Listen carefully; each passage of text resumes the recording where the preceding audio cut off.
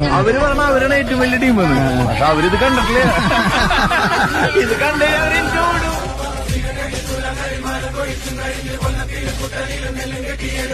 വള്ളുവരായി ഭൂമിയിൽ അവതരിച്ച ശിവനും പാർവതിക്കും അവിടെ ഒരു പുത്രൻ ജനിച്ചു.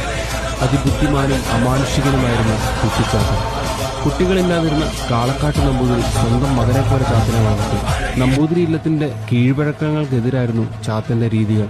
അത് കാളക്കാട്ട് നമ്പൂതിരിയെയും ഗുരുവിനെയും ചൊടിപ്പിച്ചു. തന്നെ ശിക്ഷിച്ച ഗുരുവിനെ ചാത്തൻ വകവരുത്തി. അവന്റെ വളർത്തമ്മയെയും ചാത്തൻ ഉപദ്രവിച്ചു.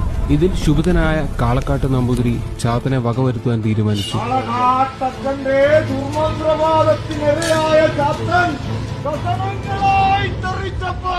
21 ഹോമകുണ്ടങ്ങളിലായിട്ട് 390 കഷ്ണങ്ങളാക്കി മുറിച്ചിട്ട ചാത്തൻ അവിടുന്ന് വീണ്ടും പുനർജനിച്ചു പല രൂപങ്ങളിൽ.